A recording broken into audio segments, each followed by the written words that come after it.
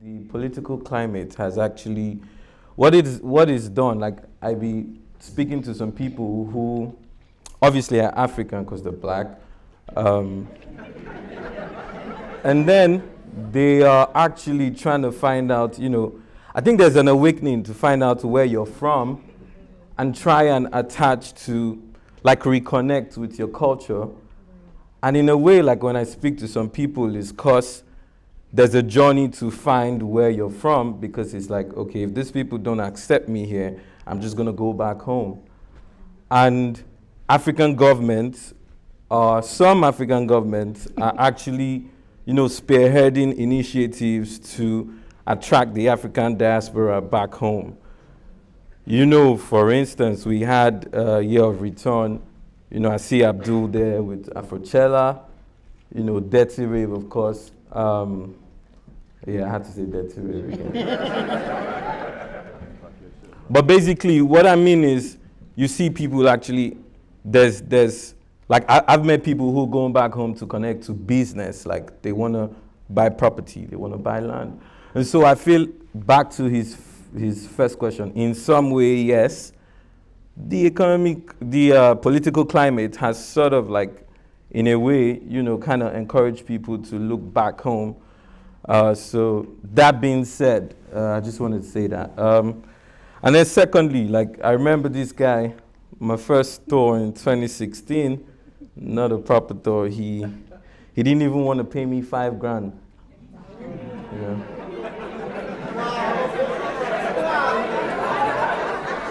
Like four,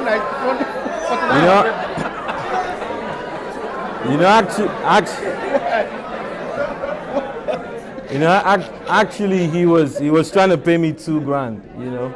I remember vividly. No. But this is what I'm. 2016. Yeah, but what I'm trying to bring out real quickly is that, in fairness, like the truth is, the economic viability of the genre is increasing day by day, and that's because some people are making sacrifices to go into proper venues. And then technology, like he said, technology is on the increase back on the continent.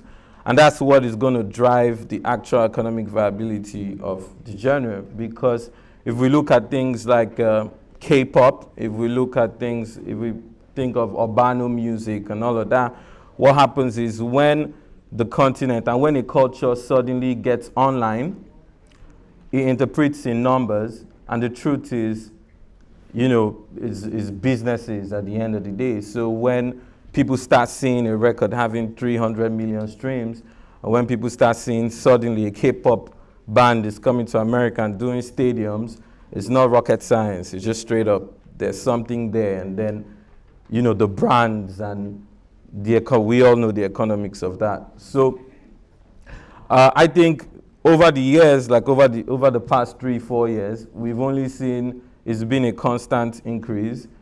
And the more Africa connects to the internet, I anticipate in the next 5-6 years, cost of going online across Africa is going to drop, hopefully guided by policy. And also data penetration is going to increase, as more kids will be able to afford handsets that could take them online, and they're going to be able to afford going online. And then we're going to actually see the economic viability just skyrocket. So it's only going to increase, and technology is playing a big role in introducing the genre to people. Yeah, thank you.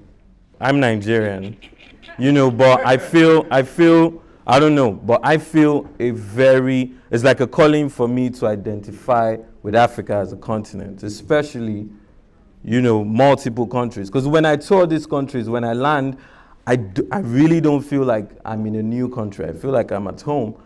And the issues I face as a Nigerian kid is almost the same issues a Ghanaian kid is facing, a kid from Mali. And so when I speak and I represent the continent. And I can't help it. Like, that's who I am, Having said that, having said that, it was never the plan to do music. I went to study mechanical engineering, and really just because all my uncles who had money were engineers, so from a very early age, I just wanted financial independence, and I thought the quickest route and the most sure route to, the most certain route to financial independence was becoming an engineer and working for Schlumberger, Shell, NMPC, blah, blah, blah.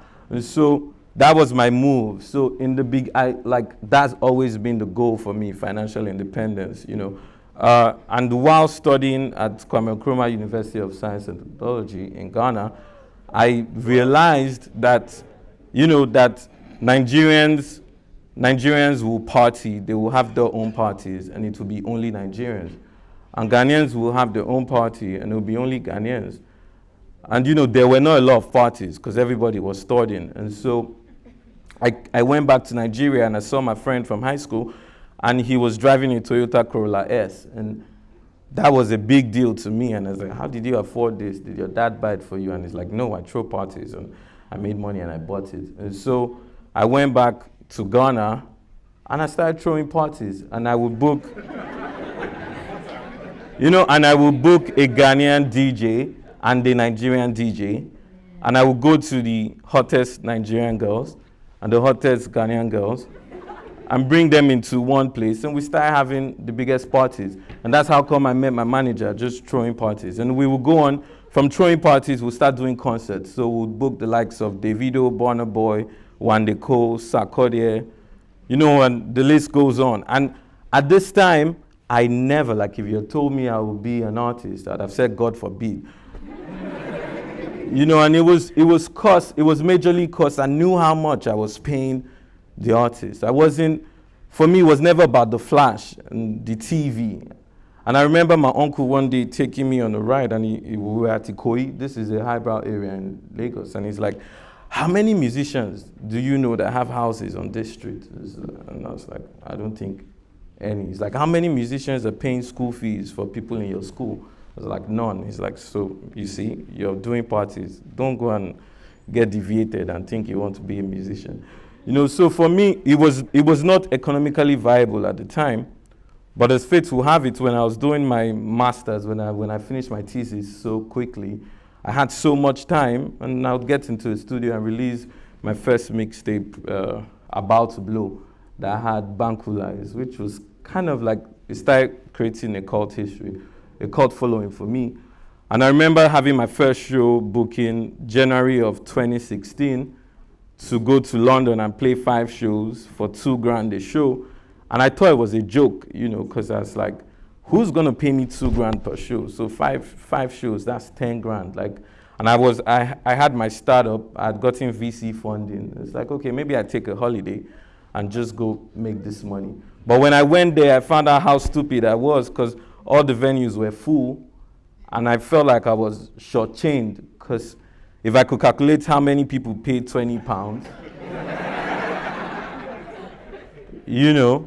But to fast track, what I basically done was bring the whole mindset of having a VC-funded company, a startup, and I just looked at myself. I remember 2016 in March, I took a loan from my VC. I took a £10,000 loan from my VC, and it was a convertible loan that would convert in more equity of my business, my tech startup. So it was £10,000. And I used it to book. So I booked my venue. I actually went straight to the O2 and booked the O2, I think it was Kentish Town. And that was only because I knew I had 300,000 listeners in London from my back end. And I knew there was no way I wouldn't have 10% of the listeners come watch me at a show. And so I booked a venue of, I think it's 2,500, because I knew they would come. So it was data-oriented touring, you know, and I did the same thing across. And by the way, I paid him in 2 months, and till today he tells me, damn, I should have just gotten equity in you as Mr. Eazi. Maybe 20% in, you know, because if he had done that, this is more than 50x now, you know. It was maybe like, I don't know, maybe the Regos can tell. 10% is probably worth a couple millions now. You know, and for me, that was the mindset. And I've always thought African music is going to blow up in 6 years' time. I don't think it's now. I don't think we're scratching the surface. And that's why it's beautiful for me to come and speak to people like yourselves here to basically really understand that right now, this is the next decade is going to be about content. So content, African content especially, is crude, is more than crude. And if you could look at me as an artist 4 years ago, as a startup, imagine a startup. How many startups, when we do pitches, we say at the end of year one, we'll do 1 million in revenue, if we could conquer 1% of the market share, blah, blah, blah.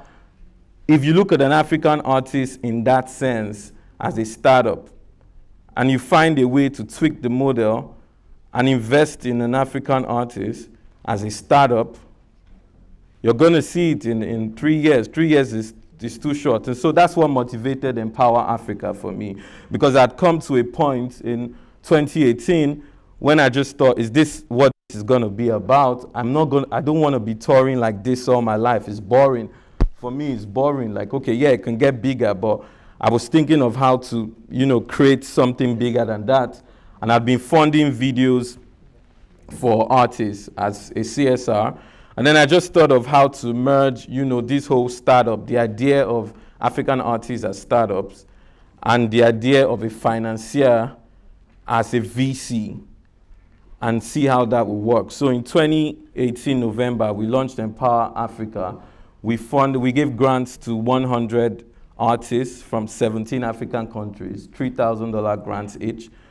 And in the process, we began to find out that these kids didn't have access to recording. So we started setting up mobile studios. We started finding out that these kids could not shoot their videos, even if you gave them the cash. So we started finding directors, new directors to experiment with. And in the end, we ended up building the entire system. So now we have Empower Distribution, Publishing, Live, Management, Digital Marketing, the entire ecosystem just out of that. And we picked the best 10, the best performing 10, and we took them to a space, just like the incubator I had been in for 4 weeks, where we taught them music business, marketing, media training, and they got to record with everybody I had access to. We flew down Diplo, lots of producers from across the world. And then we invested in two. Jedorobi, that further funding, like that seed funding maybe, in two. And one of them is Joe Boy, who's basically blown up across the continent, and Jedorobi from Ghana, basically proving the theory that you could actually invest in an African artist as from the beginning, a seed funding. And right now I'm raising a $20 million fund to invest in African content, not artists, actually the content, to invest in content as assets. So for a lot of people sitting here, there's like so much opportunity if you look behind, if don't even look, if you go beyond what you're seeing on YouTube and say, someone like my good friend here, he's touring some of the best artists out of Africa, and he has enough data to say, I want to give a Burna Boy $500 or $1 million in cash. And then for that, I keep 20% of the receipts as a fee, as a management fee. And then he recoups his $1 million from the 80%. If you calculate the ROI on that, it's silly. There's only a few businesses that can give you that. And that's for him. He deals with content, he deals with the music. And if you say, for instance, if you invest, like for instance, I put out a song 2 weeks ago, Balanga, and it cost me maybe $16,000. I already made more than that in 2 weeks, and that's just looking at it as content that just lives on streaming. So there's so much opportunity, and we could go on and on and on. And it's a beautiful time to invest in, African music and culture, because that's what we're exporting. And because it's new and it's fresh, this is like a good time to do it a different way. So that's my 2 cents, yeah.